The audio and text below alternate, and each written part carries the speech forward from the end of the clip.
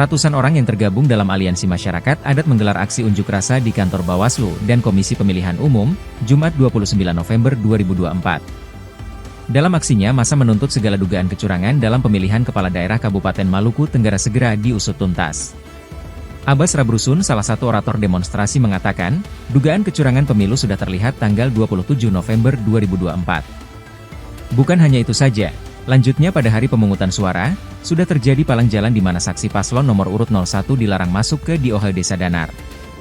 Namun, sebut dia terdata anak-anak muda ini ikut mencoblos, orang meninggal pun bisa bangkit dan ikut mencoblos, di mana kejujuran dan marwah dari penyelenggara dan pengawas. Sementara Ketua Bawaslu Maura Richardo Somnaikubun memastikan akan memproses semua laporan dan dugaan kecurangan Pilkada 2024. Sementara, pemalangan jalan sudah berlangsung semenjak kemarin, Kamis 28 November 2024 di sejumlah ruas jalan di Kota Langgur imbas dari perhitungan suara yang dinilai banyak kecurangan. Hingga berita ini diturunkan masih terjadi aksi massa di pelataran kantor Bawaslu dan KPU. Untuk itu diamnya setelah ini, kita akan berikan kesempatan kepada Bawaslu untuk merespon ketemunya tuntutan. Download Tribun X sekarang, menghadirkan lokal menjadi Indonesia.